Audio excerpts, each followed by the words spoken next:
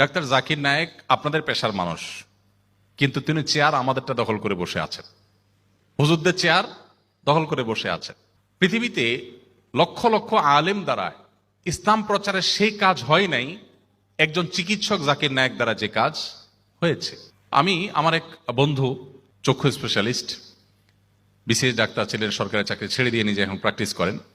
তো ওই ভাই আমাকে বললেন, ভাই আমি ছাত্র ইউনিয়ন করতাম, আমার মনে হয় রাজশাহী মেডিকেল স্টুডেন্ট তিনি, বা রংপুরের, যাই হোক অনেক আগের সিনিয়র মানুষ। তো উনি বললেন যে ভাই আমি এক সময় ছাত্র ইউনিয়ন করতাম, নামাজ কালাম পড়তাম না, এবং আমি নিজেকে অনেক আধুনিক স্মার্ট মনে করতাম। আসলে ইসলাম নিয়ে আমার কিছু প্রশ্ন ছিল, এই প্রশ্নগুলোর কোনো উত্তর আমি পাচ্ছিলাম না। অনেক হুজুরদের কাছে জিজ্ঞাসা করছি, বাট আমার স্যাটিসফ্যাকশন হয়নি। তো একদিন টিভি স্ক্রল করতে করতে দেখলাম যে একটা লোক হ্যাংলা পাতলা কোট টাই পরা, আবার দেখি মাথায় টুপি, একটু পিকুলিয়ার লাগলো, অদ্ভুত দেখে আমি একটু শুনলাম, শুনতে শুনতে নাম উঠছে ডাক্তার জাকির নায়েক। দেখলাম